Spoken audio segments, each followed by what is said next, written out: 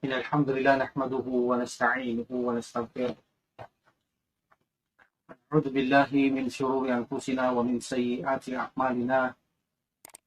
إنه من يهده الله فلا مضل له ومن يضلل فلا هادي له. أشهد أن لا إله إلا الله وحده لا شريك له وأشهد أن محمدا عبده ورسوله صلى الله عليه وعلى آله وأصحابه ومن تبعهم بإحسان إلى يوم الدين.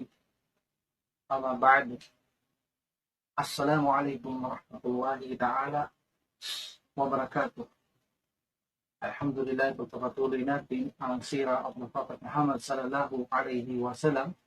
So after the conquest of Makkah, Alhamdulillah, ang Prophet sallallahu alaihi wasallam, they were returned to Medina around the end of Dhul Qaidah, no? So pagbalik nila sa Medina, ang Prophet Muhammad sallallahu alaihi wasallam, itinrain niya o sinalay niya ang kanyang mga tao na kung saan magtatrabaho ito sa pagbibigay ng da'wa sa ibang mga lugar pa na kung saan upang hakay ng mga tao na pasukin ang pananampalatayang Islam. At ang mga iba ay itinrain niya, sinalay niya na magturo ito sa mga baguhang mga Muslim na yumakap. No? Alam natin, dansahan ng mga yumakap sa mga kamusliman sa mga tao noon para pumasok sa pananampalatayang Islam, no? At ang mga iba ay sinanay ng Prophet sallallahu alaihi wasallam about the rules at saka ang paniningil ng zakat sa mga qualified na magbigay ng zakat at mga jizya o tax sa mga karating lugar sa Arabia na kung saan hindi pa mga Muslim ay magbayad ng jizya o tax ang mga ito sa mga Musliman, no? Alhamdulillah. So makita natin dito ang lugar na hindi pa mga Muslim sa Arabian Peninsula. Actually, Prophet sallallahu alaihi wasallam sinabi niya ang this day ng masakop niya ang Makkah at mga ibang lugar ng embrace na on this day sabi niya wala nang musyrik sa Arabian Peninsula ang nararapat manatili roon. Ibig sabihin ng manatili roon ng Prophet sallallahu alaihi wasallam dahil ang gusto niya ay wala ng dalawang magaganap na pagsambang nagaganap sa gitnang silangan. Ibig sabihin sa Arabian Peninsula, hindi na po pwede ang mga musyrik na kung saan sila sumamba sa mga rebulto o kaya ilantad ang pagsamba nila. So sila ay nandoon, ang kanilang pagsamba ay nakatago na. Hindi na po pwede ang dalawang uri ng pagsamba. Sabi ng Prophet sallallahu alaihi wasallam, isa lang ang pagsamba doon sa Arabian Peninsula. Ang Allah subhanahu wa ta'ala lamang, lahat ng mga idol ay babasagin si Israel lahat. Kung gusto nila sumamba, huwag nila itong ipakita, itago nila. Ngunit hindi sila itanaboy ng Prophet Muhammad sallallahu alaihi wasallam, especially ang mga Ahlul Kitab, ang mga Kristiyano at mga Hudyo. Hindi niya ito itinaboy. So, ipinagbawal lang ang Prophet sallallahu alaihi wasallam na hindi sila dapat manatili sa Arabian Peninsula ang mga musyrik, sapagkat ang ibig sabihin ay hindi na maaaring ilantad ang kanilang mga pagsamba, ang mga paglagdad ng pagsamba sa mga Diyos na iba pa, hindi na ito maaaring gawin. At kung sila ay hindi aalis sa Arabian Peninsula, so kailangan nilang magbayad ng tax sa mga kamusliman kay Prophet Muhammad sallallahu alaihi wasallam dahil sa sakop siya ng sular ng Prophet sallallahu alaihi wasallam. So actually, sinasabi rin, even na ang mga hindi Christian at Ahlul Kitab ay pinapahintulot din tratuhin o tumira sa Arabian Peninsula, no, basta sila ay tumusunod sa alituntunin at batas ng Islam, of course, no?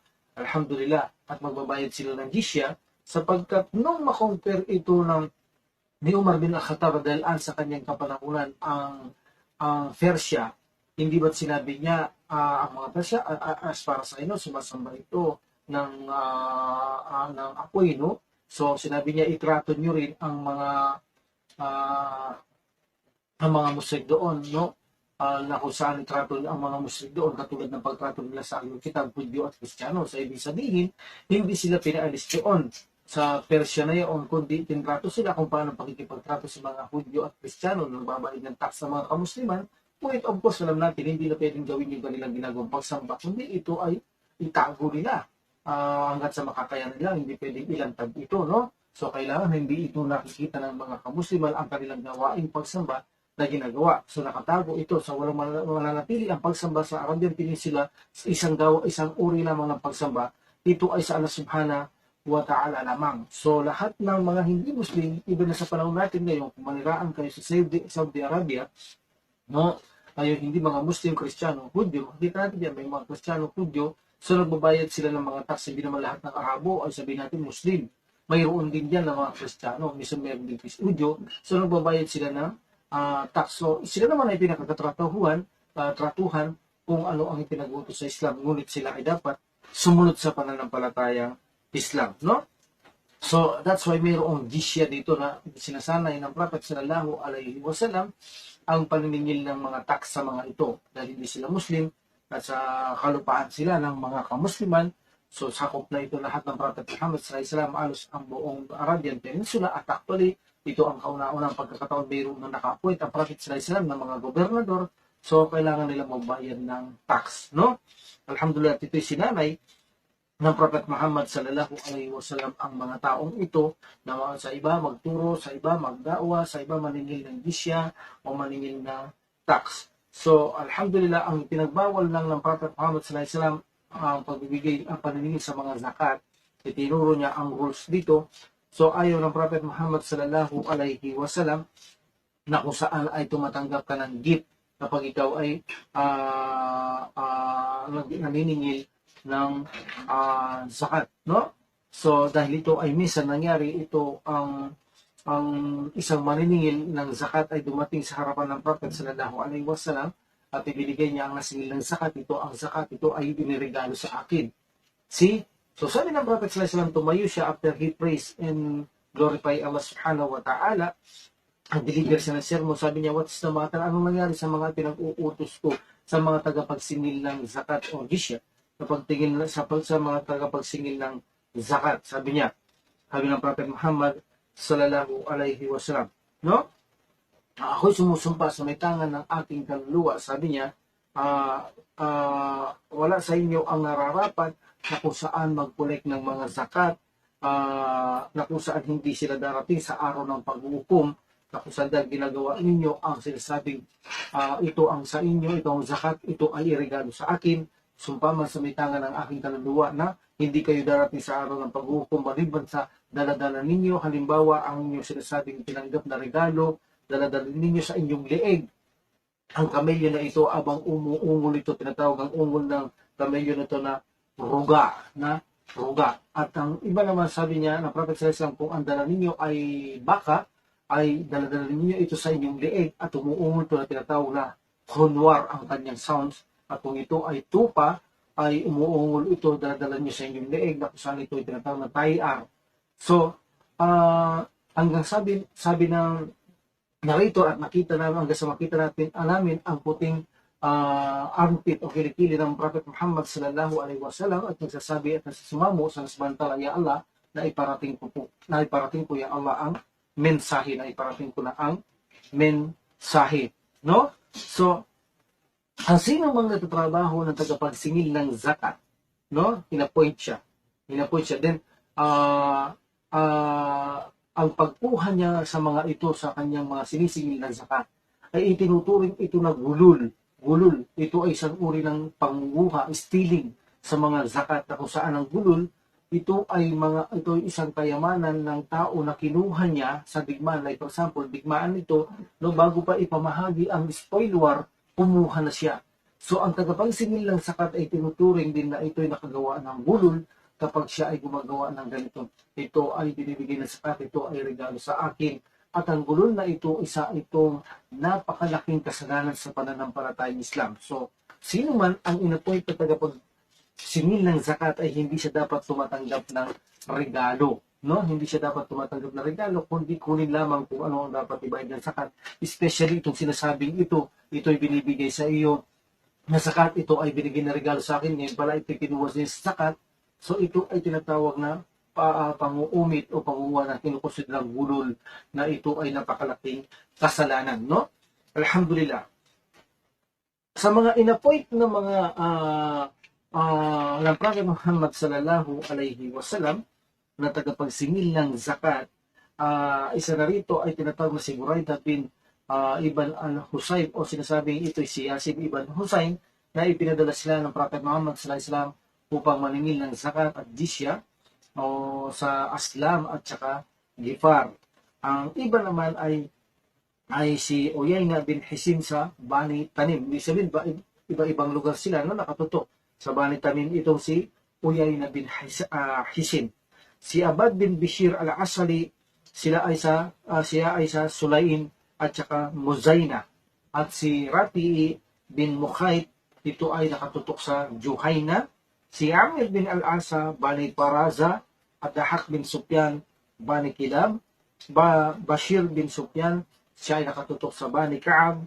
Ibn al-Lutabiya al-Asdi, siya ay sa Bani Dubyan. At si Al-Muhajir bin Abi Umayya, siya ay sa Sana'a, no? At si Siyad bin Labid sa Hadramaut, Adi bin Hatim sa Tay at saka Bani Asad, at Malik bin Nuwaira sa Bani Hanzala. Si Sabrakan bin Badir sa Bani Saad, portion ito na portion of them, at saka si Kais bin Asim Bani Saad din. Okay? Al-Ala bin Haladrami, siya ay nakatutok sa Bahrain, at si Ali bin Talib, siya ay sa Najran, radiyallahu anhum. At si Sad ibn Hudayn, siya nakatutok sa Hudayn tribe. No? So, ibig sabihin, lumilitaw, mayroong kanya-kanyang mga taga-kolektor ang Prophet Muhammad sa lahat ng jizya at mga tax. Of course, meron din siyang mga tao na tinuro sila na magdaawa talaga at magturo, mag-preach sa mga bagong yakap sa pananampalatayang Islam. Okay? So, alhamdulillah, after that,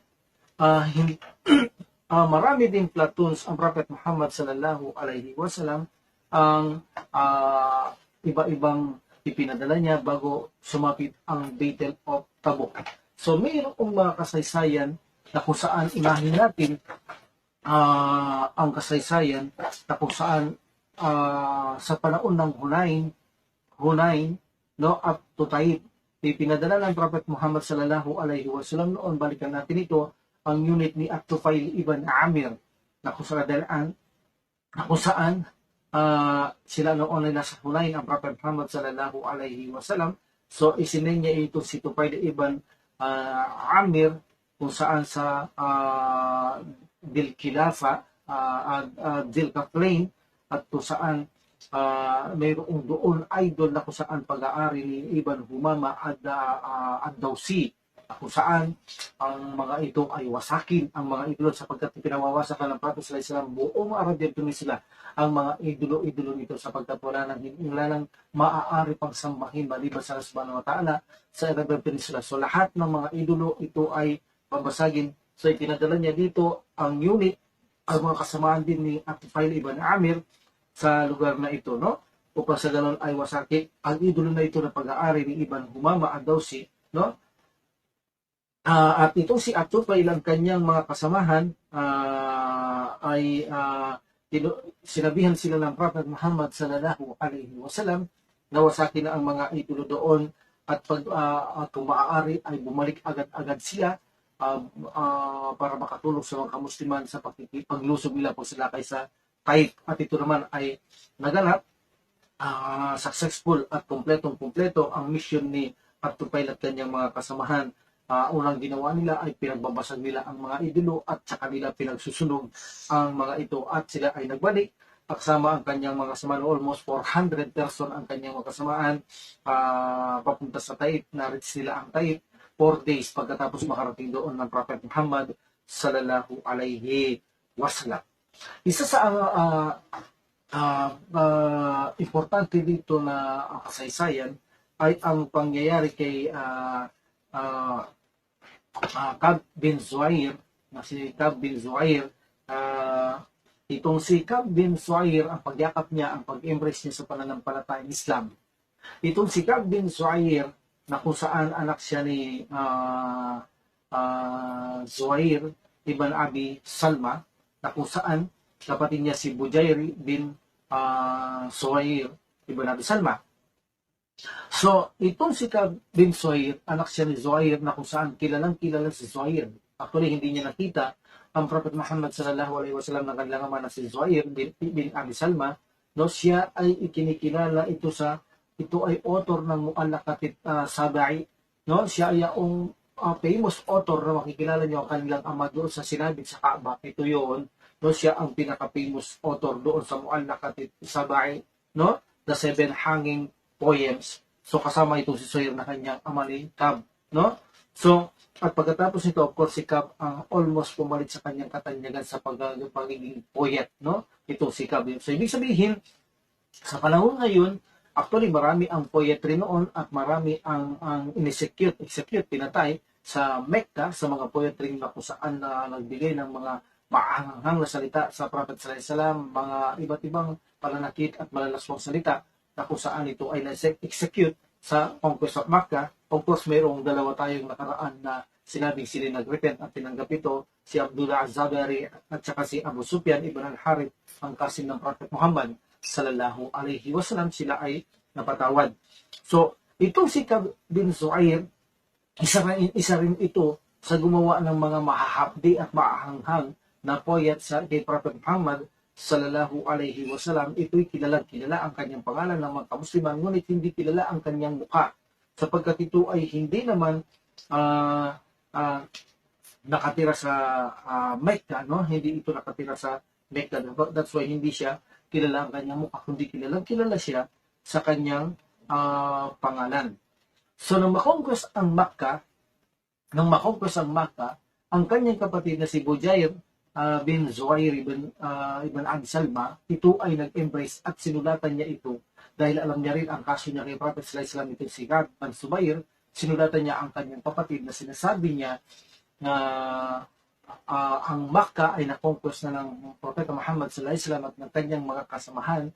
Actually, ang Makkah ay wala na ang mga idolo, ang pagsambay na sa isang Allah subhanahu wa ta'ala, pinagbabasag doon ang mga idolo, ang mga hindi yumakap doon ay ang mga iba ay tumakas doon, no, upang iligtas ang kanilang mga buhay. Ang mga ibang poetry, sabi niya, ay pinag-execute kay poetry siya, at meron siyang mga anghang na salita kay Prophet Muhammad sallallahu alaihi wasallam. So sabi niya, kanya itong kapatid, si Bujair bin Zuhair bin Abi Salma, sabi niya, mamili ka, sabi niya, either na mag-embrace ka na ng pananampalatayang Islam, pumunta kay Prophet sallallahu alaihi wasallam at humingi ka ng tawad, or either na kung gusto mong iligtas ang iyong buhay, kung mahal mo ang iyong buhay, umalis ka na dito sa Arabian Peninsula kung hindi mo tatanggapin ang Islam, sapagkat ini-execute ang mga gumawa ng mga poet sa Prophet sallallahu alaihi wasallam laban sa kanya ng mga ano-anong mga akusa na ibinintang kay Prophet sallallahu alaihi wasallam, o mga angkang at mga kapdi at mga malalaswang sinabi kay Prophet Muhammad sallallahu alaihi wasallam. So sa pag-embrace nito, actually ni Kab, kapag-embrace na kapatid ni Kab, ito si Bujair, ay almost lalong nagalit ito si Kab bin Zuhair, no? Lalong nagalit ito si Kab bin Zuhair sa kanya. Pero alhamdulillah, itong si Kab na kung saan nakatira sa tribe ng Luzaina up to the north of Medina ito, no? Doon siya, hindi siya Makkah, that's why hindi siya kilala, kundi ang kilala lamang sa kanya ay ang kanyang pangalan. Sikat na sikat talaga siya. Premier, nangunguna itong poetry, no? So, alhamdulillah, so actually, itong si Kab, actually, hindi siya naniniwala sa mga idol, no? Hindi siya naniniwala sa mga idolatry. Ginagawa niya lamang ang pagkikipaglaban sa mga kamusliman o kay Prophet sallallahu alaihi wasallam because of custom and culture, kultura at custom lamang, no? Doon siya nakikipaglaban. So now, nang maisip niya rin, na-realize niya na kung saan ay mag-convert na rin siya ng Islam, sapagkat no choice na siya, wala naman siya pupuntahan, at naniniwala naman siya na pagsambang nag-iisang Diyos na sa subhanahu wa ta'ala, at hindi naman siya naniniwala sa mga idolo. Mabigat lamang sa kanyang tanggapin ay ang Prophet sallallahu alaihi wasallam, sapagkat walang pinamumuhian niyang tao sa mundong ito maliban ang Prophet sallallahu alaihi wasallam. And of course, kapag gusto kang guide na Allah subhanahu wa ta'ala, marami sa kasaysayan, pinamumuhi ng Prophet sallallahu alaihi wasallam, pero bandang huli, siya ang kalugod-lugod sa kanilang tao sa buong balat ng lupa, no? Alhamdulillah.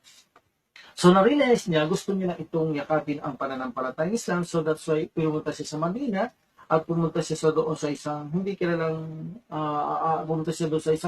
kilalang naninirahan sa Madina na tinatawag na si Juhayna.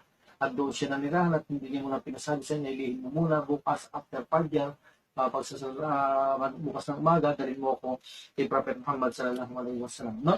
So, nung dalhin siya ni Juhayna kay Prophet sallallahu alaihi wasallam, time ng Salatul Fajr at sumamat si Juhayna sa pagsasala, after ng sala ay itinuro niya kay Ka'ab ang Prophet sallallahu alaihi wasallam sapagkat hindi rin kilala ni Ka'ab kung sino ang Prophet Muhammad sallallahu alaihi wasallam. So, tinuro siya at lumapit itong si Ka'ab kay Prophet Muhammad sallallahu alaihi wasallam at tumumpo siya sa harapan niya at hinawakan niya ang kamay ng Prophet Muhammad sallallahu alaihi wasallam. So sabi niya, ako'y humihingi ng proteksyon sa iyo. Ibig sabihin, proteksyon muna, hindi muna siya shahada ang hiningi niya kay Prophet sallallahu alaihi wasallam. At siya ay tinanggap naman ng Prophet sallallahu alaihi wasallam, nabigyan siya ng protection at siya ay nagtapat sa Prophet sallallahu alaihi wasallam, nagsisi siya at sinabi niya, asyhadu an la ilaha illallah wa asyhadu anna Muhammad abduhu wa rasulullah. At sinabi niya, ya Rasulullah, sabi niya, ana Ka'ab ibn Zuhair. So pagsabi niya, ana Ka'ab ibn Zuhair, isa sa ansar ay binunot niya ang kanyang espada sa kaluban nito at papatayin niya itong si Ka'ab. No? Sabi ko sa inyo, hindi siya kilala sa mukha, kilala siya sa pangalan. That's why sinabi niya, ya Rasulullah, ana Ka'ab ibn Zuhair. So gusto itong patayin. Pero inawat ito ng Prophet sallallahu alaihi wasallam. At sinabi ng Prophet Muhammad sallallahu alaihi wasallam, pabayaan niyo siya. Sabi niya, dumating siya rito, tinanggap niya ang pananampalatayang Islam at siya ay nagsisisi. Sabi ng Prophet sallallahu alaihi wasallam, pabayaan niyo siya. So this is the proof. Gaano mo man kaaway o gaano man kasama sa iyo ang isang tao, bagamat kahit naubos niya ang iyong pamilya, kung siya ay yumakap sa iyong pananampalataya, ang lahat ng ito ay burado sa paningin ng Subhanahu, buburan niya ang lahat ng masamang ito at siya nagiging kapatid sa pananampalataya at actually, anumang kasakit kahabdi ang nangyari sa ating buhay para sa kataong ito, so automatic tatanggalin natin ito sapagkat siya niyakap ni Islam at nagsisi siya ay brother in faith na. So marami din kasaysayan ng ganyan na kung saan sa minsan ang nangyari, ang isang sahaba ay naputulan ng kamay. Then nakita niya later ang nakaputol sa kanya, no, na kung saan ay pinatay niya ito. Bagamat siya ay nagsaksi na siya, la ilaha illallah siya Rasulullah, pinatay niya pa rin. At nalaman ito ng Prophet sallallahu alaihi wasallam at sinabi ng Prophet sallallahu alaihi wasallam bakit niya pinatay. Sabi niya, Rasulullah, sabi niya, sinabi niya lang yun dahil alam kung gaganti ako, papatayin ko siya. Sinabi niya lang para proteksyonan niya ng kanyang sarili. Sabi ng Prophet sallallahu alaihi wasallam, bakit pinuksan mo ba ang kanyang puso? Alam mo ba kung ano nasa laman ng kanyang puso? Sabahan ka na nakakaalam nun. So that's why, sino man gumawa noon ng pagsaksi na gano'n, sabi ng Prophet sallallahu alaihi wasallam, dapat sabi niya, hindi yung kinikipilan ng buhay, hindi dapat binagantihan ng gano'n. No? So this is the proof na kung saan, kapag ang isang tao ay nag-embrace sa pananampalataya Islam, anuman ang kasalanan niya sa atin, of course, Allah subhanahu wa ta'ala, pardonable na siya. At tayo ba hindi magpapatawan? Of course, murado na ang lahat ng ito at siya ay bagong kapatid sa pananampalataya Islam. That's why sinabi ng Prophet sallallahu alaihi wasallam, pabayaan niyo siya, iwanan niyo siya, sabi niya, tinanggap niya ang Islam at nagsisi siya. So pabayaan niyo siya, sabi ng Prophet Muhammad sallallahu alaihi wasallam. So actually, itong si Ka'ab ibn Zuhair ay mayroon siyang nakahandang poetry na napakahaba bilang pag-praise niya kay Prophet Muhammad sallallahu alaihi wasallam. Ako saan ginawa niya ito, hinihanda niya ito. Sinabi niya, ya Rasulullah, gusto ko sanang i-recite ang ginawa kong poet para sa iyo. Sabi niya, can you allow me to recite? Sabi ng Prophet sallallahu alaihi wasallam, sige, sabi niya, i-recite mo. Ito ang tinatawag na poet na kung saan tanyag na tanyag sa entire sirah, no? Ito ang tinatawag na kung saan itong Banatus Su'ad. Later, itong poem na ito ay tinawag itong Poem of the Burda. Tandaan natin, mayroong dalawang poem na Burda. Ang original na poem na Burda ay ito. Bakit tinawag itong poem na Burda? Sapagkat nang siya ay nagbigay ng poem sa Prophet sallallahu alaihi wasallam sa kanyang harapan, napakahaba ng poem na ito, no? So hindi ko na tapapaksahin, pero ito ay puro napakaganda at kahanga-hanga ang paggawa ng poem na ito sa harapan ng Prophet sallallahu alaihi wasallam. That's why ang kanyang ang pluk ng Prophet sallallahu alaihi wasallam, Burda, ito yung hinubad niya at ibinigay niya sa kanya. That's why tinawag nitong poem of Burda. Nagustuhan talaga ng Prophet sallallahu alaihi wasallam. Ito yung isang gawaing pagpapakita ng malaking karangalan para sa iyo, nagbigay sa iyo ng Prophet sallallahu alaihi wasallam ang kanyang Burda na hindi mo hinihingi, nagpo-poet ka lang. So nagustuhan ng Prophet sallallahu alaihi wasallam ang ginawa niya, no? So ilibad ng Prophet sallallahu alaihi wasallam ang kanyang pluk at ibinigay niya ito sa kay Ka'ab ibn Zuhair. That's why itinawag itong poem of Burda. So, ang pangalawang poem of Burda na kung saan ay ito ay nangyari, tinatawag itong commonly, tinatawag ito na Al-Burda, and that is the Burda of Busayri, no? And that's the Burda of Busayri. Tandaan natin, ang pinakamataas na poet na nangyari sa sira ay ang ginawa ni Kab Ibn Zuhair. Okay? Alhamdulillah. So, ang Prophet Muhammad sallallahu alaihi wasallam ay nag-send din siya ng kanyang mga platoons na kung saan si Uyayna bin Hisin, isinin niya ito sa Al-Fazari, na kung saan ang platon na ito in Muharram ito, 9 year, no? Hijra to Bani Tamim, na kung saan siya may kasama almost 50 horsemen. Wala silang kasama dito na na immigrant or helper. Ang kasama dito sa expedition nito, no, walang immigrant at walang helper na kasama dito si Uyayna bin Hisin al-Fazari, no? Alhamdulillah. So ang expedition na ito, sila ay pinag-utos na pumunta sa Bani Tamim, kung saan na ang mga tao doon ay nakikipag-argumento na hindi sila magbabayad ng jizya, hindi sila magbabayad ng tax, no? So, actually, ang pagpunta doon ay upang hadlangan itong kanilang katwiran, kailangan magbayad sila. So, therefore, itong si Uyayna bin Hisin ay ipinadala siya kasamang kanyang 50 kasamahan ng mga horsemen upang kalabanin ang mga ito kung hindi sila magbabayad ng jizya, no? So, on that way, till overtook them and attacked them in the desert, no? Sila ay nagsitakas ang mga taong ito upang iligtas ang kanilang mga buhay. Pero actually, may nakuha sa kanila, 11 men, 21 women, and 30 boys ang nakapture sa kanila. So, sila ay dinala sa Madina at actually inilagay ito sa bahay ni Ramla binti Harith, na kung saan doon naninira doon nilagay sa tahanan na ito ang kanilang mga nakuha sa capture. After that, 10 leaders ng mga ito ay dumating si Prophet Muhammad sallallahu alaihi wasallam at sila ay nakipag-usap kay Prophet Muhammad sallallahu alaihi wasallam face to face, no? Hanggang sa dumating ang sala, ang Prophet sallallahu alaihi wasallam ay iniwanan niya muna sila at siya nagsagawa ng noon prayer, no? Noon prayer ang Prophet Muhammad sallallahu alaihi wasallam. After noon prayer, ang Prophet sallallahu alaihi wasallam ay umupo siya sa isang patio ng masjid. Then ang mga taong ito ay lumapit kay Prophet Muhammad sallallahu alaihi wasallam at dinala nila ang isang taong mananalumpati nila, no? At nagtalumpati ito sa harapan ng Prophet Muhammad sallallahu alaihi wasallam na si Utarid bin Hajib, na kung saan nag-deliver siya ng talumpati kay Prophet Muhammad sallallahu alaihi wasallam. At dito sinabi niya ng Prophet sallallahu alaihi wasallam si Thabit bin Qais bin Shammas, na kung saan gantihan niya ang talumpating ito, no? Gantihan ang talumpating ito. At dito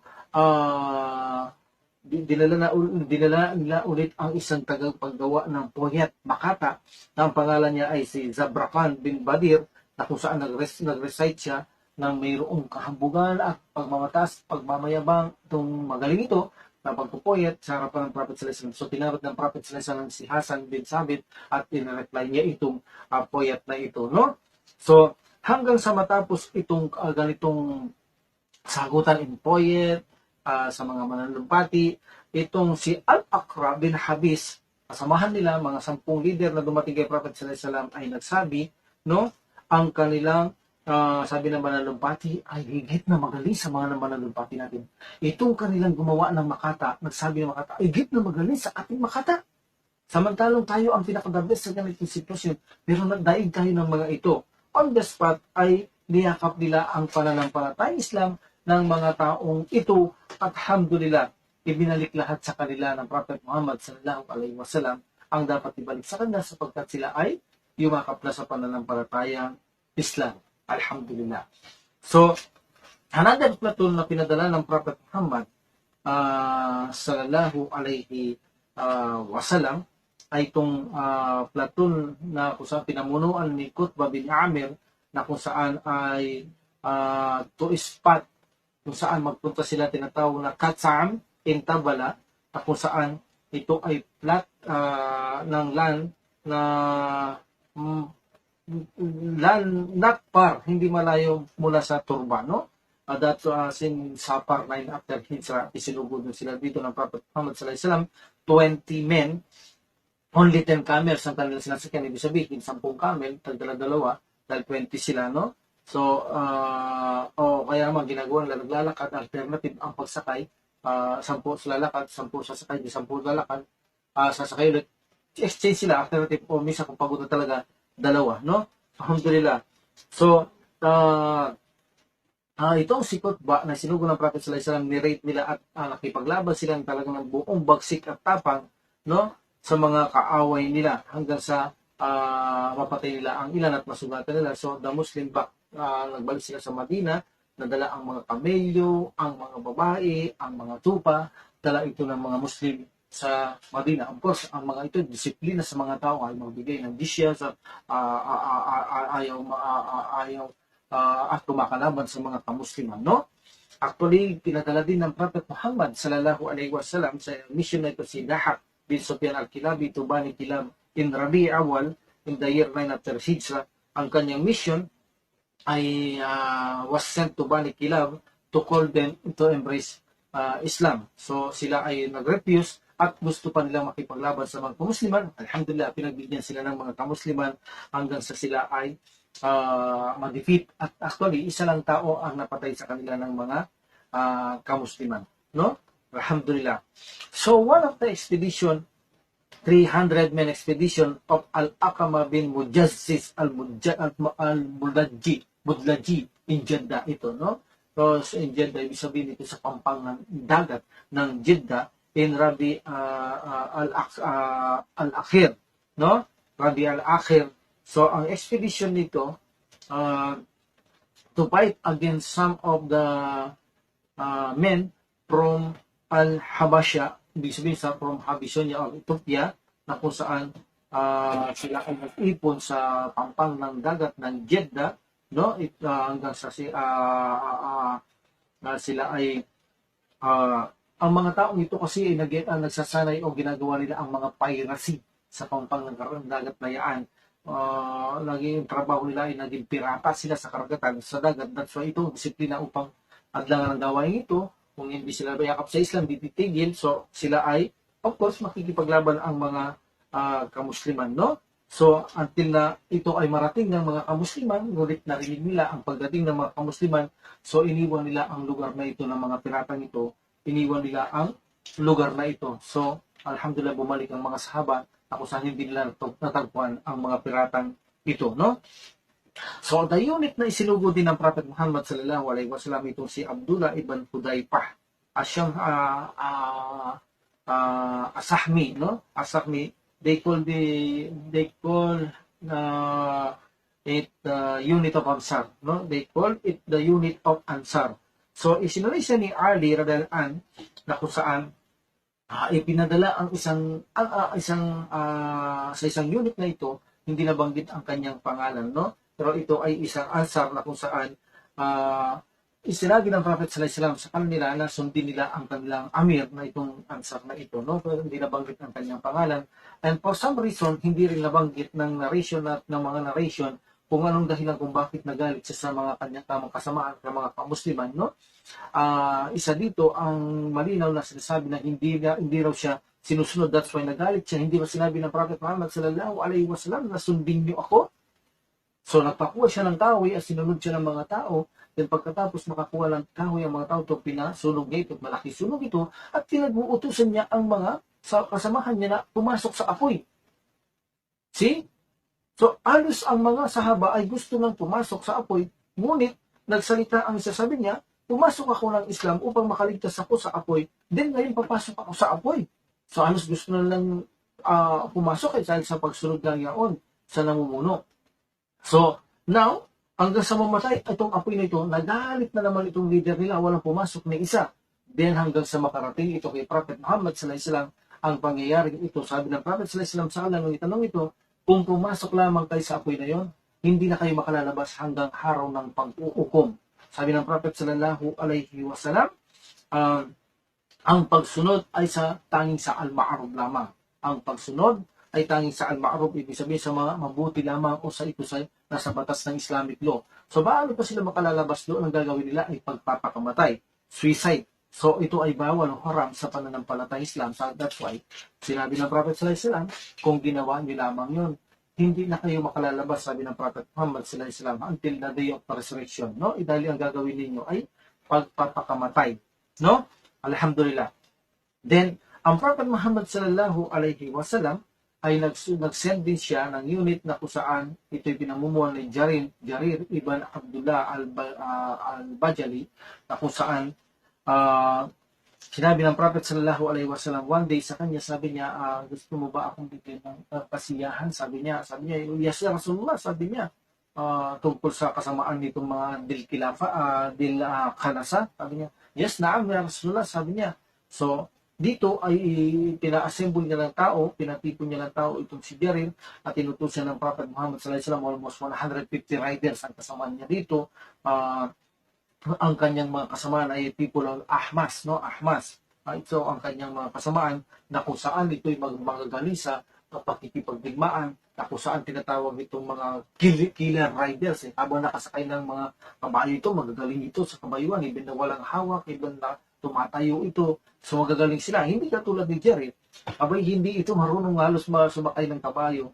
Halos ito ay nahuhulog kapag sumasakay ng kabayo. So that's why sinabi niya kay Prophet sallallahu alaihi wasallam, ya Rasulullah, ang kasamaan ko, ito ay mga killer riders ito. Hindi ko magagawa ang kanilang ginagawa, no? Sabi niya kay Prophet Muhammad sallallahu alaihi wasallam. So ang Prophet sallallahu alaihi wasallam, in-instruct niya, kinanya niya dito sa dibdib itong si Jarir. At makikita natin ang bakat, medyo malakas ito, mga bakat ng Prophet sallallahu alaihi wasallam on this spot. Sabi ni Jarir, makikita mo ang bakat nito ng Prophet sallallahu alaihi wasallam sa kanyang dibdib. On the same time na kung saan in-instruct ng Prophet sallallahu alaihi wasallam ang dibdib ko, sabi ni Jarir, no? Kailanman ay sabi niya, hindi na ako nahulog sa pagsakay ng kabayo. Kailanman sa buhay ko, sabi niya, hindi na ako nahulog sa pagsakay ng kabayo. So sila ay tumungo sa Dul Khalasawa. Ang Dul Khalasa ito ay short temple in Yemen, na kung saan sa loob nito ay nandoon ang mga idol, no? Nandoon ang mga idol. So ito ang target upang basagin ang mga ito. See? Alhamdulillah, parang ginagaya pa nila ang Kaaba, na kung saan may idol noon, ginagaya din nila ang Kaaba, na bigyan ito ng idol ang kanilang templong ito. So, si Jarir at ang kanyang mga kasamahan ay pinagwawasak ito ng pira-piraso at pinagsusunog ang mga ito. When Jarir immediately na makarating sa Madina, ginawa niya na ito at pinagbabasag na ang mga ito, mga idolong ito.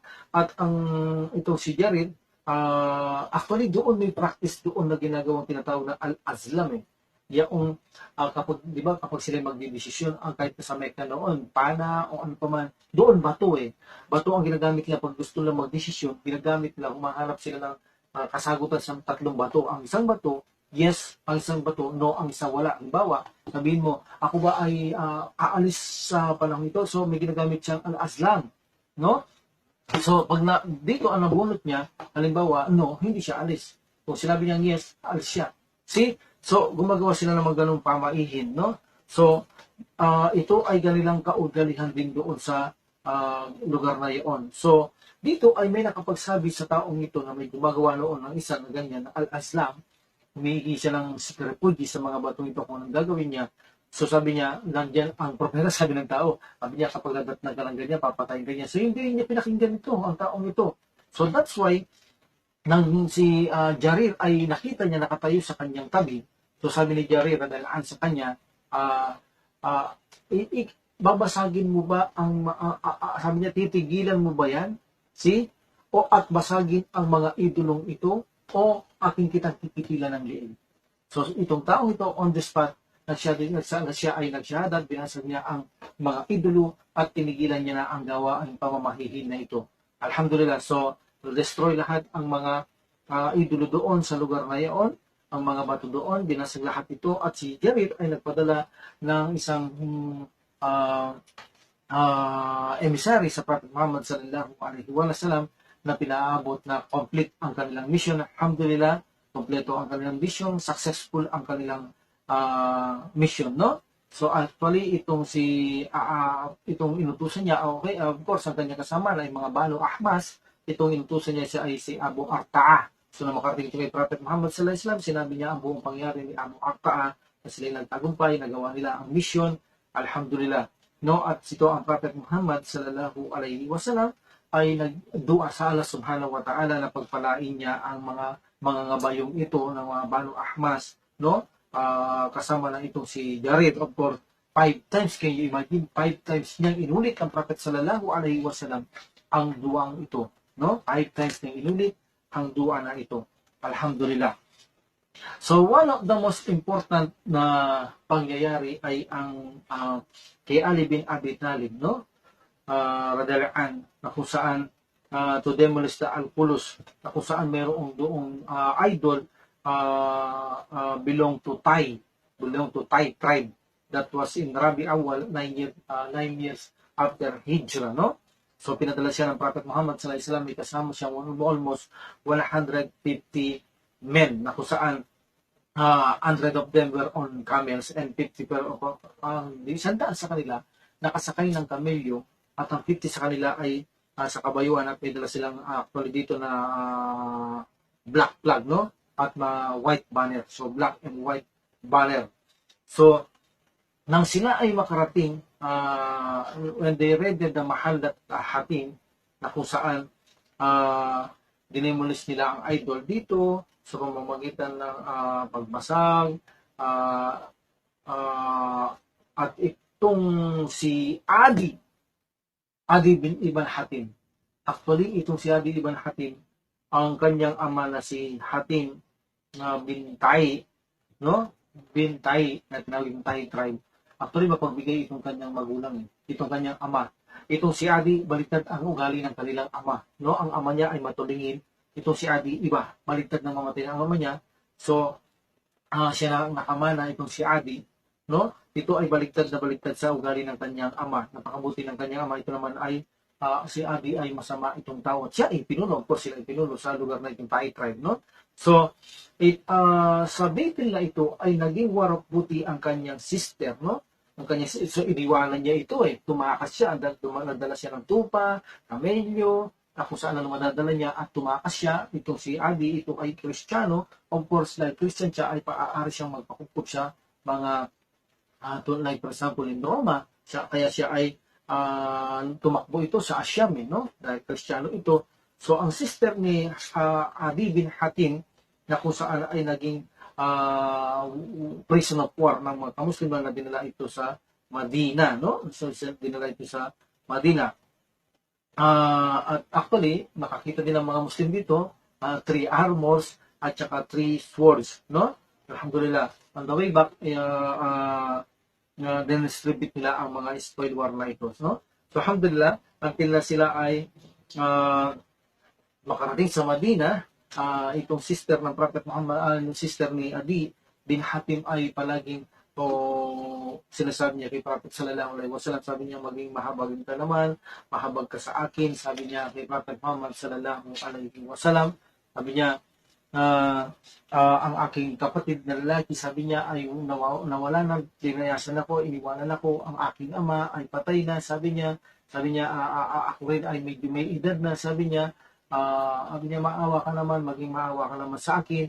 So, until the Prophet Muhammad sallallahu alaihi wasallam, ito ay sinabi ng Prophet sallallahu alaihi wasallam kay Ali na magdala siya ng mga animales na masasakyan ng babaeng ito, at siya ay pinaalis ng Prophet Muhammad sallallahu alaihi wasallam. Of course, ibinigay, itinrato itong marangal ang babaeng ito, binibigay kung anong kailangan niya, at sa kanyang paglalakbay ay binigay din ang kanyang pangangailangan sa kanyang paglalakbay. Until na ang babaeng ito ay mag-return sa Asyam upang puntaan niya itong kanyang kapatid na si Adi ibn Hatim, at ikinuwento niya ang mga kasaysayang nangyari kay Prophet sallallahu alaihi wasallam. That's why ipinagbutos niya sa kanyang kapatid, sabi niya, puntaan mo ang propeta, siya ay mahabagin siya, sabi niya, at nakapagpatawad niya, nagpapatawad siya sa mga humihingi ng tawad, no? So puntahan mo siya.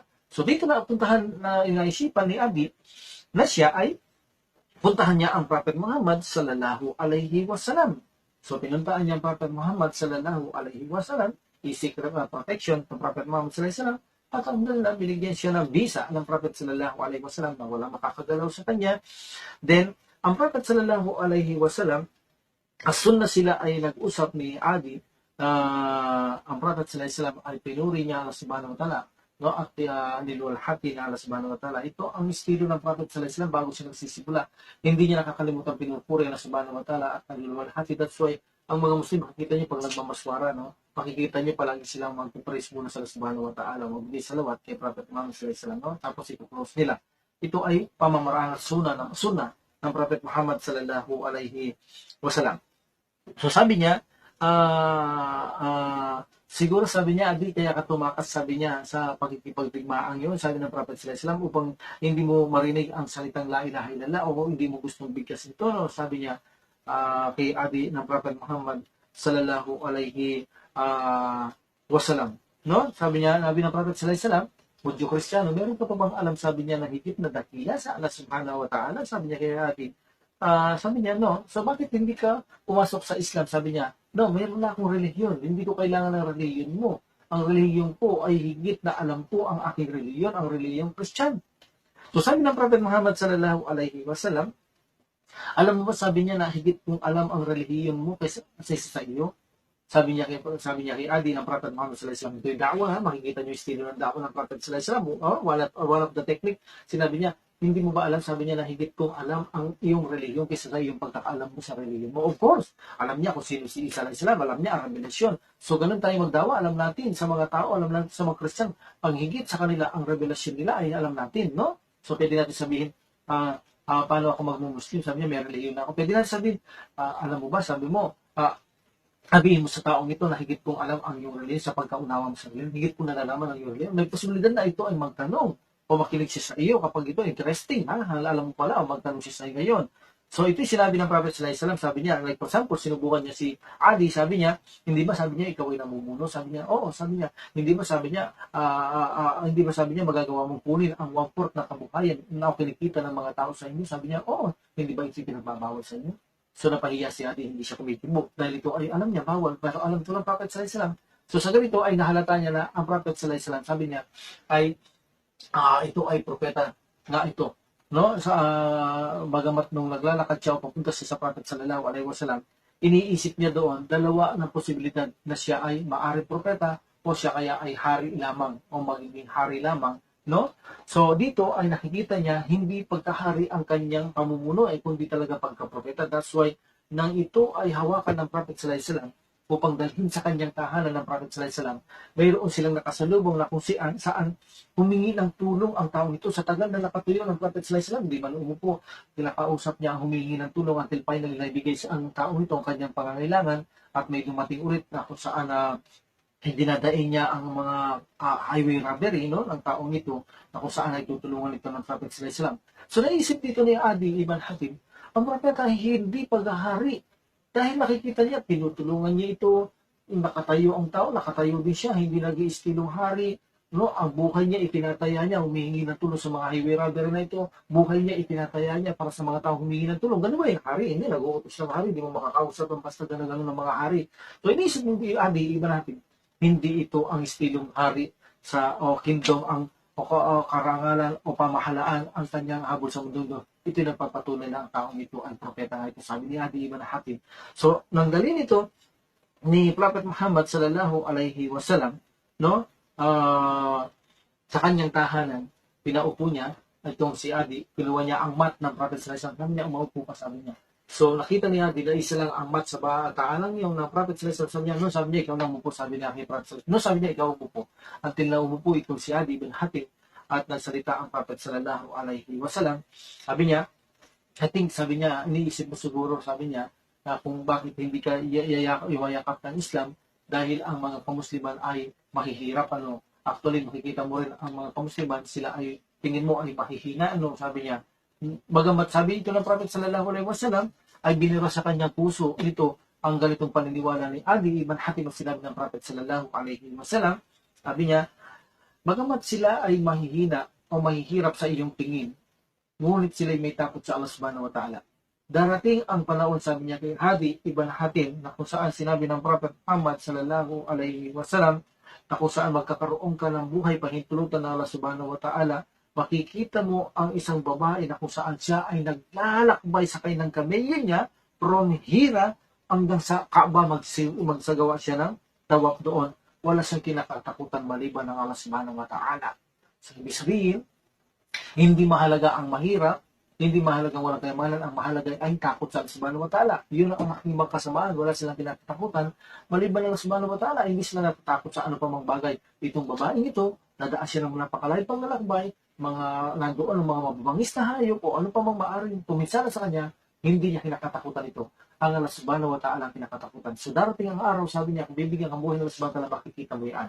Pangalawa, sabi niya, ang mahihirap ang mga Muslim sa iyong tingin, pero darating ang panahon, sabi niya, bago pa makarating sa Madina o buksan ang yaman nitong Kisra, no? Bago makarating sa Madina, kung bibigyan ka ng Allah subhanahu wa ta'ala ng mahabang buhay, ay makikita mo ito bago makarating sa Madina o bago buksan ang yaman ng Kisra, o pang makarating sa Madina, makikita mo ito. Ano sabi ni ate? Kisra? Sabi niya, Kisra ibn Hurmuz. Sabi niya, sabi ng Prophet sallallahu alaihi wasallam, ibig mo sabihin, masasakop ito? Napakalakas, powerful. Actually, siya kasama dito sa digmaang ito eh. Actually, kasama siya sa digmaang ito, itong si Adi Ibn Hatim eh. Yeah, that's why sinasabi niya, saksi ako sa dalawa eh. Yung nakita kong babae ito, nagsatumbulit, wala sa kinakatukutan, maliban sa banta. Saksi rin ako dahil sa digmaang ito, kasama ko, itong sa Isra bin Hurmuz, na ako sa nakamkam ito ng mga kamusliman eh. Isa lamang ang hindi ko nakita na sinabi ng Prophet sallallahu alaihi wasallam, kung bibigyan pa ako ng buhay ng Allah subhanahu wa ta'ala, makikita ko rin ang darating ang panahon na kung saan ang mga Muslim ay yayaman at walang tatanggap ng kanilang mga zakat dahil malahat sila ay meron. So ibig sabihin, darating ang panahon na ito. So ito pinaniwalaan naman ang pangatlo, bagamat nakita niya ang dalawa, pangatlo, hindi nagkaroon ng buhay, pero siya naniniwala sa pangatlong ito na mangyayari, no? That's why nakita niya kasi ang dalawa. So wala siyang doubt. So, at ito nangyari na, actually, ang pagbibigay ng zakat nito, walang tumatanggap eh. Sa panahon na kung saan ni Umar ibn Abdulaziz nangyari na ito. Abdulaziz, nangyari na ito sa kanyang panahon, talagang yumaman ng kamusliman, na kung saan wala lang bibigyan ng zakat, mayayaman na silang lahat, no? At ito ay mangyayari muli sa panahon na pagdating ni Mahdi, mangyayari muli ang zakat na ito, na kung saan wala lang na mayayaman na naman ang mga Muslim, lahat walang zakat na mapagbibigyan dahil meron silang lahat na kayamanan. So actually mangyayari ulit yan, no? Alhamdulillah. So, pagsalita ng Prophet sallallahu alaihi wasallam sa mga bagay na ito, dito ay nagbigay ng syahada itong si Adi Ibn Hatim, kung saan pagkatapos sila magkaroon ng religious talk ng Prophet Muhammad sallallahu alaihi wasallam, ay bumulala siya, asyhadu an la ilaha illallah wa asyhadu anna Muhammad abduhu wa rasulullah. Alhamdulillah. So, nagsyahada siya. So, one of the reason na makikita natin dito kung bakit ang mga tao ay nagsasyahada sa harapan ng Prophet Muhammad sallallahu alaihi wasallam. Inshallah, Allah subhanahu wa ta'ala ang maalam. So makikita mo kasi ang mga estilo ng Prophet Muhammad sallallahu alaihi wasallam, hindi ang mga astang mga pampolitika o astang panghari o gobernador o senador. No, astang to saan napakapumbabang tao. No, napakapagpumbabang tao ang kanyang mga asta, kapanipaniwala na siya isang matuwid na tao, at ang kanyang mga galaw at kilos ay talagang pang-propeta. Hindi mga hambog, mayayabang o politika o mga posisyon o mga paghahari ang makikita sa kanyang mga galaw, at ang kanyang ipinangangaral ay ito ay nakikita ng mga tao sa kanya at sa kanyang mga kasamaan ang kanilang mga pangangaral. So makikita mo rin ang kagandaang ugali niya, kagandaang asal. Can you imagine kung ito ay hari, isang mat lang ito, napakalit ng bahay, tapos paupuin ka pa niya, i-entertain ka niya ng mabuti, napakapagkumbabang, napakabuti, nakita niya rin ang mga humingi ng tulong, handa niyang tulungan at binigay ang pangangailangan, pati buhay ibibigay, at hindi siya humupo nag-astang hari dahil nakatayo ang kausap niya, nagupo siya, nakatayo din siya sa tagal na nakikita niya, nakipag-usap itong si Adi Ibn Hatim, nakikita niya Prophet sallallahu alaihi wasallam, sa tagal niya nakikipag-usap, nakatayo ito. Subhanallah, alhamdulillah, that's why inisip niya Adi Ibn Hatim na ito ay hindi pagkarangyaan o kapamahalahan ng kanyang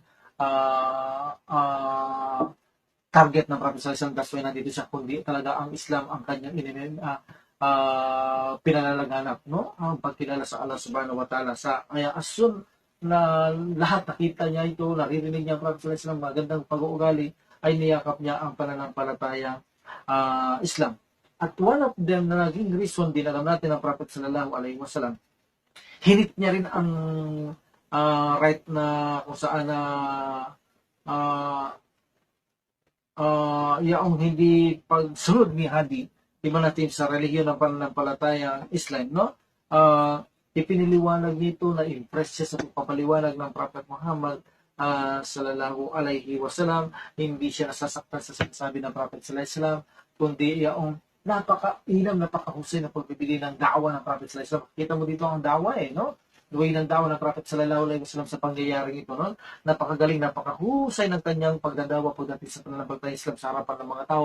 Makikita mo ang walang pananakit na da'wa ng Prophet sallallahu alaihi wasallam, no? That's why yung mga iba ayaw nila ang mga debate, ng mga debate kasi madalas nakakapanakit yan ng mga katalumpati nila. That's why ang Prophet sallallahu alaihi wasallam pinag-utos niya rin iwasan ang debate sapagkat mayroong hadith na sabi ng Prophet sallallahu alaihi wasallam, iwasan niyo ang debate sapagkat ang unang ipinagbawal sa akin Allah subhanahu wa ta'ala ay ang pagsamba sa mga Diyos-Diyosan at pagkatapos nito ay ang debate, no? Sapagkat ito ay maaaring magbigay ito ng kadiliman sa kanila. Sabi ng Prophet sallallahu alaihi wasallam patungkol sa debate. That's why makikita mo ang Prophet sallallahu alaihi wasallam pag nagdadawa, hindi sila nakikipag-debate, no? Hindi natin maiwasan yung i-compare nila ang pananampalataya at pananampalataya natin in a good way, hindi yung nakapananakit. Pero yung nakapananakit, ito ay dapat iniiwasan sapagkat ito ay bawal ang manakit sa pananampalatayang Islam, no? Na kung saan, especially kung debate ito, dapat ito ay may tamang hikma, tamang kaparaanan sa pagbibigay ng da'wa. Hindi katulad ng mga karamihan ng Muslim ngayon, pagpasok sa Islam, pinag-aaralan na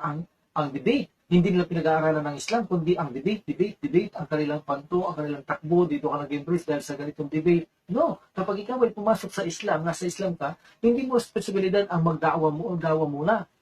Hindi mo ang responsibilidad agad-agad magda'wa. Hindi mo responsibilidad na makipag-debate. Especially, wala pa tayong tamang hikma. Ang ating obligasyon pag niyakap natin na ang Islam ay ang ating obligasyon.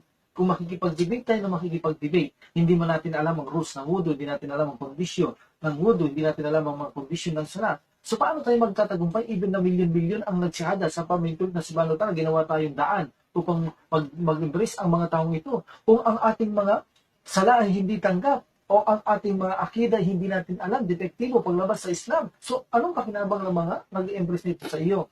So unahin natin ang ating mga sarili, ang ating religion bago tayo makipag-debate o magbigay ng da'wa. Dapat ay alam natin ang ating mga tungkulin sa Allah subhanahu wa ta'ala. Yan daw ay ng mga sahaba. Tinuturuan mo na sila kapag may nag-embrace, tuturuan hanggang magampanan ang kanilang mga obligasyon at matuto sila. At tinitignan ng Prophet sallallahu alaihi wasallam kung sino na ang dapat ipadala upang mangaral, magturo, magda'wa.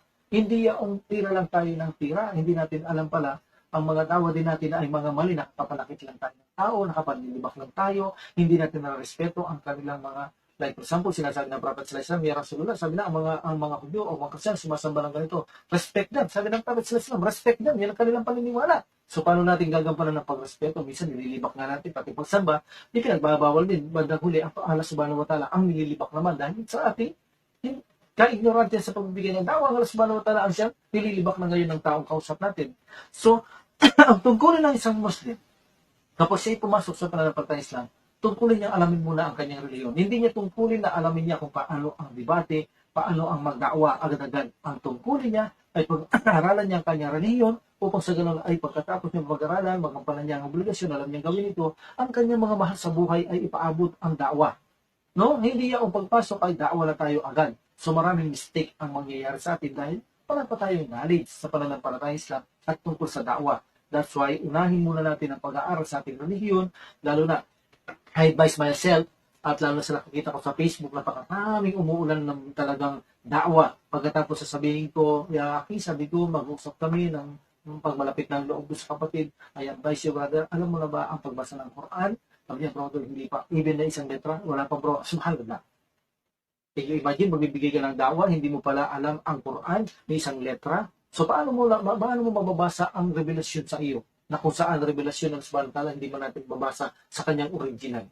See, nakakahiya sa subhanahu wa ta'ala, pinag-aralan natin daw, pero ang kanyang salita, hindi natin pinag-aralan, hindi natin alam ang kanyang salita. So napakaraming kakulangan at mistake ito kapag ganito. Unahin natin ang ating religion, niligtas muna natin ang ating sarili, din ang ating mga pamilya. Hindi yung magkukol tayo ng da'wa, liligtas natin ang ibang tao. Hindi mo natin liligtas sa ating sarili, hindi natin liligtas ang ating mga pamilya.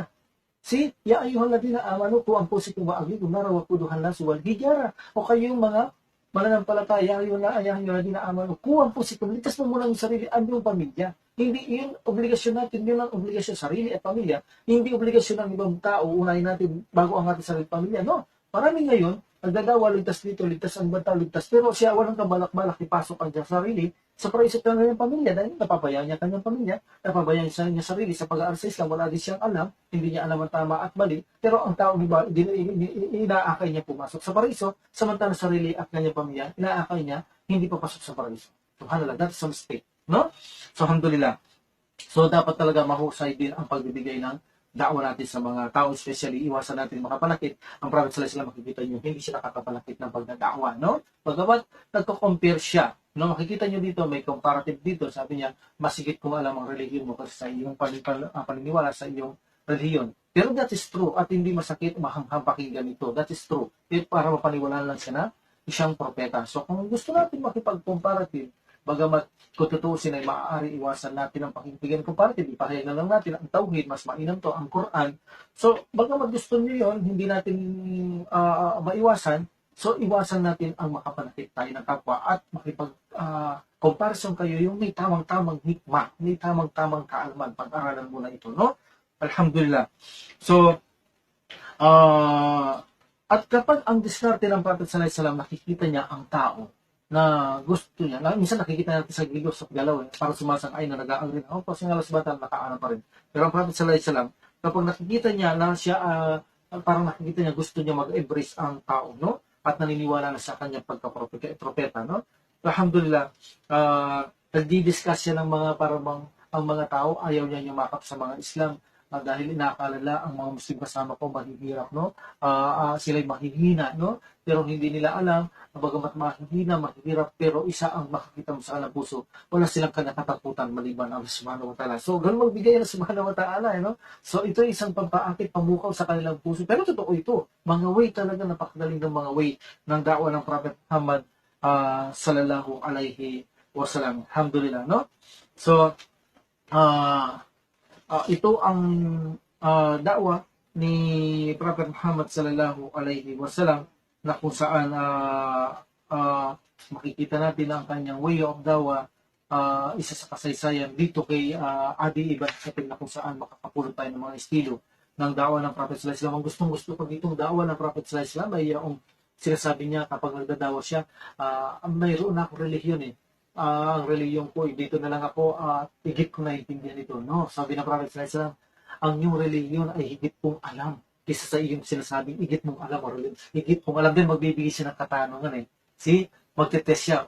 Ganun para makita na tao, na, tama siya, alam niya na mali nga ang kunin kong mga pera ng tao. No, labis 1/4 na kanilang kinikita. Tama, mali yun. So, ibig sabihin, binagbabawal sa kanyang kasulatan yun, pero ginagawa niya. Like, for example, sabihin natin, higit ko naman nauunawaan ang naakay kita sa Islam, pinahayag ng Islam, gusto ko mag-Muslim ka, inshallah, sa paitulong subhanahu wa ta'ala, no?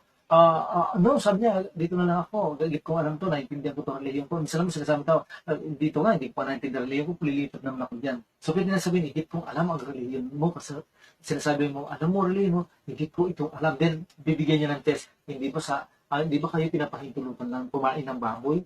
Oo, sabihin nila, dito lininis na, pero ang totoo, pinagbabawal sa inyo to. Makikita mo ngayon, tama nga siya, pinagbabawal nga ito sa amin. So, higit mo na uunawa na i-impress sila ngayon na naaakit mo sila sa iyong mahusay na panangalita, may tamang hikma, mapagkumbaba, makikita mo mapagmahal na pagbibigay papaabot ng da'wa, of course, lalo na pag meron sinabayan ng magandang pagkakataon, hihingi ng tulong, pakita mo ang Islam, no? For the sake of Allah subhanahu wa ta'ala, alhamdulillah.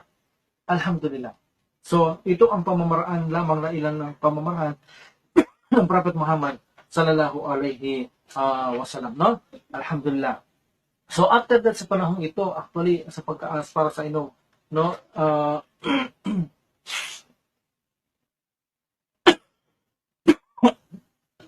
So, makita nyo rin doon, bilang dagdagan, lifestyle ng Prophet sallallahu alaihi wasallam, nakita niya, kaya di sinaman sa bahay, hindi paghahari ang kailangan tansya niya ni Abi, hindi nga kapamahalahan ang gusto nito. Makita mo, ang lifestyle ng Prophet sallallahu alaihi wasallam, napakasimple, di ba? Isang carpet, pinaupo sa kanya. So, lahat ng mga ito estilo ng Prophet sallallahu alaihi wasallam, maaari natin maging gamitin o gayahin ng mga ito. Isa sa kasaysayan din sa pangyayaring ito ay si Fatima binti Ad-Dahak bin Sufyan al-Kilabi na kung saan nang siya'y kasal sa Prophet sallallahu alaihi wasallam, actually hindi na consummate ang kasalan nito. In the night wedding, and the night na makipagsiping ang Prophet sallallahu alaihi wasallam sa kanya, sinabi sa itong babae, "A'udhu billahi minka." Ako'y nagpapakupkup sa Allah subhanahu wa ta'ala laban sa iyo. Subhanallah. So sabi na Allah subhanahu wa ta'ala, ikaw ay naghingi ng pakupkup sa isang dakila, isang talagang napakadakila ang iyong hininga ng pagpapakupkup. Sabi niya ang Prophet sallallahu alaihi wasallam, sa isang riwaya, sabi nila, I give you choice. Gusto mo natin sa akin o gusto mo nang bumalik sa pamilya, mag-serve doon niya. So, pinili niya ang kanyang pamilya. O sa isa namang riwaya, sinabi ng Prophet sallallahu alaihi wasallam, sabi niya, okay, umuwi ka na sa inyong tahanan, bahay. Ibig sabihin, pinauwi na siya ng Prophet sallallahu alaihi wasallam. This is a considered divorce. Marami ang uri ng divorce. So, dito, ang una, ibig ng dalawang to, consider silang divorce. Ang una, ang consider ng divorce nyo, kapag ang babae, sige, sabi niya, umuwi ka na sa inyo. At mayroong kang kalakip na layunin na divorce ito ay counted na divorce. Pero ang layunin mo, pinauwi mo lang siya, pandisiplinan, ngunit wala ka naman layunin na divorce to, kundi ito parang mauwi muna, doon muna siya sa kanila, dahil ayaw mong masaktan siya, ayaw mong makapalakip ng bila sa kanya, so umuwi ka muna sa inyo. Ibig sabihin, walang divorce. Pero ang intention mo, kapag ito sinabi mo, uwi ka na sa inyo, divorce na, sa intention, titignan sa bantala, consider divorce. Or either nabigyan mo siya ng choice, no? Tapos sinabi, mamili ka, makisama ka sa akin o umalis ka na rito, ibig sabihin bumalik sa pamilya, may kasama itong divorce, itong choice na ito, may condition sa iyong puso na divorce na ito, o nararamdaman niya na divorce na ito, at pinili niya ang dunya o bumalik sa pamilya niya, ito ay consider na divorce. So, ibig sabihin, hindi na consummate ang marriage nito kay Fatima binti Ad-Dahak ng Prophet sallallahu alaihi wasallam, siya ay i-divorce. Of course, one of the wisdom, siguro dito, ang Allah subhanahu wa ta'ala maalam, ayaw niya itong maging mother of faith ito, no? Alhamdulillah, ng Allah subhanahu wa ta'ala, sapagkat mas pinigit niyang pinili ang dunya kaysa sa kabilang buhay. Paraiso o kay Prophet sallallahu alaihi wasallam. Actually, ito sinisilaman sa bandang huli bago mamatay ang babae ito, na sinasabi niya, mas nagsisisi siya kung bakit pinili niya ang dunya kaysa sa Prophet Muhammad sallallahu alaihi wasallam, no? At isa rin dito, sa panahong ito, as far as I know, 8 after Hijrah, ay namatay si Zainab sa tahanan ng Prophet Muhammad sallallahu alaihi wasallam. At ito, alam natin, sinilang ang si Zainab 10 years before the da'wah ng Prophet Muhammad sallallahu alaihi wasallam, no? Ay sinilang ito almost, siya ay 31 to 32. Kung iisipin natin sa kanyang pagkamatay 8 after Hijrah, no? 31 to 32, no? 10 years before da'wah begin, doon siya sinilang ito si Zainab. At alam natin, ang kanyang ginamatay, hindi ba nung dalhin siya sa Madina, ang kanyang sakyan na kamelyo ay tinustok dito sa leeg, ang siya pagtayo ng kamelyo, as far as I know, kung di kamelyo, kabayo, natapon siya, napakataas, buntis siya, no? Di ba, nakunan siya. So, hindi na tumigil sa pagdurugo ni Zainab. Ito na naging dahilan sa paintol na subhanahu wa ta'ala ng kanyang pagkamatay, no? Ito ang naging dahilan ng kanyang pagkamatay. Alhamdulillah. So, ito ang mga pangyayari. Actually, ito daw si, as far, no? Ito si, balikan ko si Adi Ibn Hatim. Actually, ito nagkaroon daw ng malaking mahabang buhay. Namatay pa ito after the Battle of Siffin. Siya almost tinatansya almost 100, maybe 20 years naging nagkaroon ng buhay ito si Adi Ibn Hatim. That's why nakita niya ang mga sinabi ng Prophet sallallahu alaihi wasallam, siya bibigyan buhay ng subhanahu mahaba. Makikita mo babae na may tao sa subhanahu, wala siyang natutong pupunta yan ng Kaaba, magtatawag yan. Wala siyang katakutan sa kanyang dadang kabit araw. Okay, makikita mo rin kung paano makakonquest ang Kisra Ibn makakonquest si Kisra Ibn Hormuz, no? At nakonquest ito, kasama pa siya doon sa pagkikipagdigmaan doon. Na kung magkakaroon pa siya ng mahabang buhay, makikita niya pa yung mga pangalawang makikita niya yung na panahon na walang tumatanggap ng zakat, ngunit hindi niya lang inabutan. Pero pinaliwanaan niya ito, no? So, alhamdulillah, ito ang mga ilang pangyayari na isinugo ng Prophet sallallahu alaihi wasallam. Tinuruan niya magdawa, tinuruan niya mag-preaching sa mga bagong Muslim, mga magsingil ng zakat, binigay ang rules, binigay ang pagbabawal, ang pagsingil ng jizya, ng pananahanan ng mga hindi Muslim sa lugar ng Arabian Peninsula. That is proof na pwede sila, pero sumunod sila sa rules at magbayad sila ng tax nila sa mga kamusliman. at alhamdulillah ang mga ilang platoon na pinabasag ang mga lahat ng rebulto sapagkat gusto ng Prophet sa Islam wala nang ibang pagsamba sa Arabian Peninsula, hindi na maaring mga musrik, hindi na lahat pwedeng pagsamba na gagawin ng mga ito. Pwede silang manatili, hindi naman sila tinaboy ng Prophet Muhammad sallallahu alaihi wasallam, itinrato sila ng mabuti tulad ng Persia na masakop sila, pinatrato din sila ng Umar bin Khattab ang kanyang pagkalipan na trato sila na ganun sa mga Udyo at mga Kristiyano, ngunit basagin lahat ang mga rebulto, walang pagsamba maliban sa Allah subhanahu wa ta'ala. Gumagawa sila pagsamba, nakatago sila. So makikita nyo sa Saudi, sa ibang lugar, ang kanilang pagsamba, mga born again, nakatago sila, no? Nagtatago, hindi pwede ang paglantad na pagsamba, ito yung pinagbabawal. No, kapalang pa ng Prophet Muhammad sallallahu alaihi wasallam. At nag-appoint siya ng mga gobernador, kaunahan ng pagkakataon, bago siya umalis ng Makkah, meron ng gobernador. So dito, hindi sabihin talaga ang Islam ay laganap na sa Arabian Peninsula, itinatatag na ang pamamahala ng gusto ng Allah subhanahu wa ta'ala sa panahon ito. Alhamdulillah. So inshallah sa susunod, dadako tayo sa Baitul of Tabuk. Inshallah, papasok na tayo sa Baitul of Tabuk. As para sa inyo, ito na ang kauli-ulang Baitul ng Prophet Muhammad sallallahu alaihi wasallam. No? Inshallah. Wa qad alhamdulillah rabbil alamin wassalatu wassalamu ala rasulillah. Subhanaka Allahumma wa bihamdika asyhadu an la ilaha illa anta astaghfiruka wa atubu ilaik. Assalamu alaikum warahmatullahi ta'ala wabarakatuh. Jazakumullahu khair. Allah